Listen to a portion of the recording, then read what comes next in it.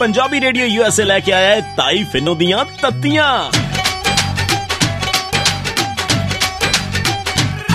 जदों तत्तियां सुनाइयां नी बड़ा दुख लग्या, बड़ा दुख लग्या। भाई मैं तो सच्ची गल करदी हां, बुरी तो आपे लग जांदी है। जदों तत्तियां सुनाइयां नी बड़ा दुख लग्या, बड़ा दुख लग्या।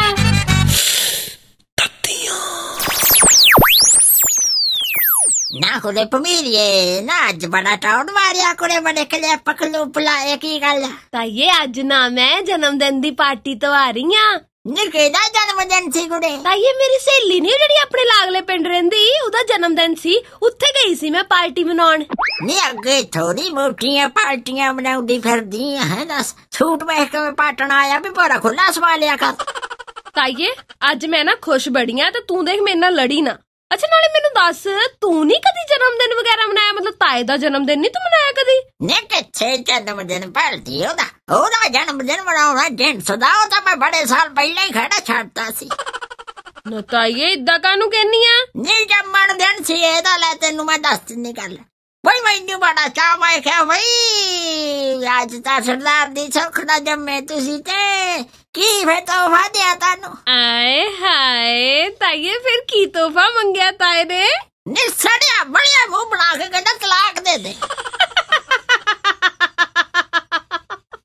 ताइये एदा मतलब ਤੁਹਾਡਾ प्यार शुरू तो ही बहुत है ना? नी बड़ा गुरैला रात दी गल सुन ला। बुआ भन्नी जावे कहता अद्धी राती रज के आया ते मैं कहता मैं क्या अज तू शेर दारू ना रज के आया, मैं नहीं बुआ खोलना। फिर नी बारो पता नहीं किथों ड्रामा जा सीख के आ गया।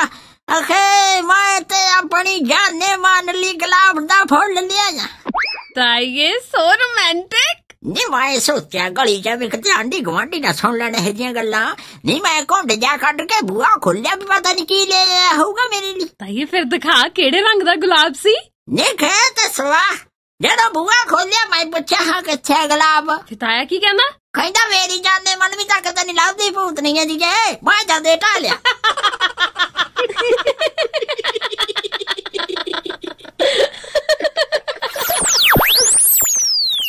भाई मैं तो सच्ची गल करदी हां, बुरी तो आपे लग जांदी है। जदों तत्तियां सुनाइयां नी बड़ा दुख लग्या, बड़ा दुख लग्या।